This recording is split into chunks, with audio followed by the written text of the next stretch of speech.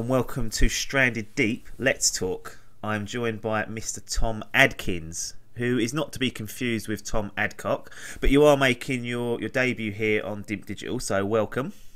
Thank you very much. Now, you're here to talk about a game that was released, was it the 23rd of January, so a little over a week ago, called Stranded Deep. It's available on early access on Steam. Just give us a quick overview of what the game is, who's developing it, that sort of thing, so we can set the scene. Yeah, sure. So, it's an open world adventure survival simulator, I'd say. Like, they don't really class themselves as a simulator, but the type of game it is a bit of a simulator. Yeah. And it's created by a team called Bean Team Games. It's just two developers from Brisbane, Australia. Yeah. So I'm pretty sure this is their debut game they've come out with. Yeah. But as you said, it's in early access, and they're hoping to complete it by the end of the year if all goes to plan. All right, so it's not going to be one of these long drawn-out development process of early access. They're looking to dust this off by the end of the year. Yeah, that's good. Yeah, well, how much time have you spent playing it? Have you spent a long time in it? I mean, I think I saw your profile. It was up to about 8-9 hours, wasn't it? Yeah, 8 or 9 hours. Yeah, I put a fair stint in yesterday. Okay, so yeah, that's the thing. You want to get a good stint on these things. What drew you into this game over it looks to me from the outside in, it looks a bit like a game called The Forest. I don't know if you've seen that, like a survival type. What drew you into this particular game for you to commit to an early access over these other type sort of simulatory survival type games? Is there anything specific that drew you in? Yeah, there is actually.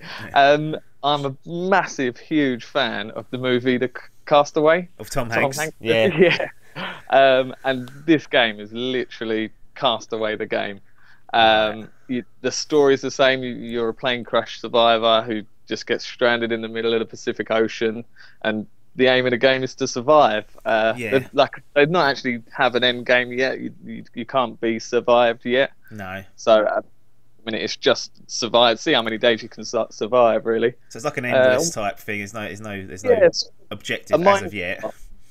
Yeah, sort of like a bit of a Minecraft. There's not really no end game to that, is there? But you see, it looks really good. That's the one thing that sort of stood me back on my heels. I mean, the footage we're showing now probably doesn't do it justice. Well, I've sort of integrated some of the screenshots, but for a game that's been out for a little over a week, and for it to be done by two developers, is what you said. It is a feat in itself. How good it looks! It looks incredible. What's it like? Does it carry through when you're playing the game? Does it still look as amazing as you're playing through the game yourself?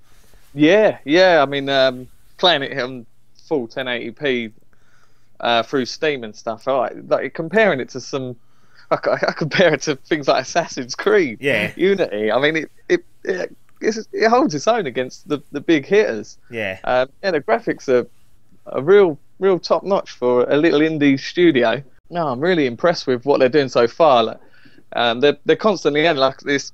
Was been over a week now. It's been out for, and they patched it yesterday, adding new features, new animals, and fishes and foliage and stuff. It's the potential of the game is what drew me in as well. Just how much they can actually improve on this. Yeah, and go forward. So essentially, you crash land on these almost like a string of desert islands, isn't it? Are they procedurally generated, or is it like a set map that you always land on the same island at the same time, or is it's procedurally generated?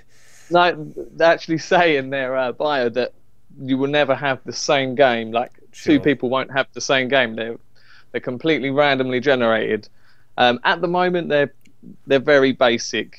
There's not a much difference. A couple of islands each one's a bit different. But what if they can embark a bit on that and make the islands a bit more different terrain in it, things like that. A bit of variety it probably needs. As I was watching you play it earlier on Steam, it did seem like once you got to one island, the other, they were pretty much the same. It was laid out a little bit different, but what was on there is pretty much the same.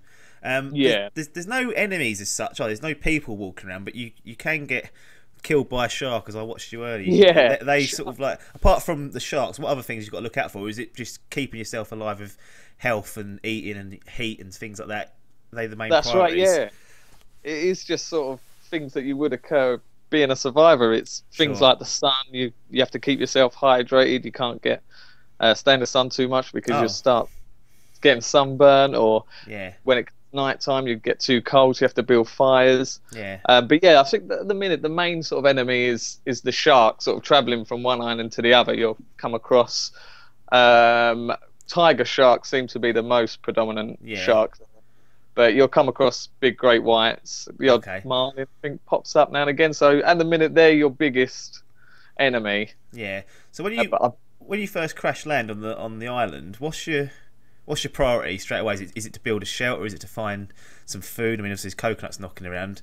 Is it about building a home base and then exploring to just keep yourself alive, or are you sort of like a mobile traveller, almost trying to just survive from one island to the other as long as you can?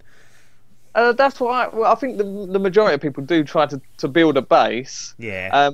One thing that they have implemented really well in this game is you have to prioritise what. So if you build a base at first and you only have a set, like you have a backpack of what you take with you, right? And you only have, I think, is about 8 slots that you can only 8 items you can take.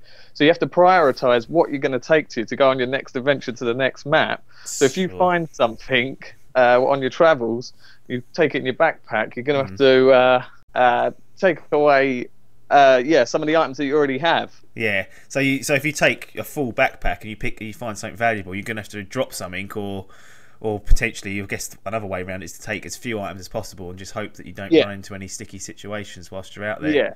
Right. Yeah. I think the best way to tackle it is just to go straight up. Don't build a base. Just go out exploring. Nothing on you.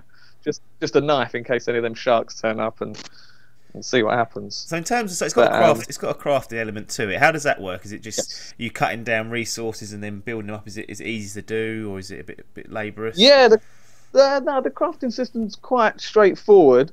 There's not much of a tutorial yet, but again, it's in early access. I'm sure they'll probably extend on that. Mm-hmm. But at the moment, it's just collecting materials like wood and stone. Yeah. Cut trees to make sort of rope and things. So you collect those items and then you bundle them up. You sort of throw them into a bundle. Yeah. And then it will come up with the items that you can make out of those items. I got you. Like make axes or hammers to build beds and foundations. I take it like an axe would help you cut down a tree quicker than using a machete and things like that. So it's about progressing in that way.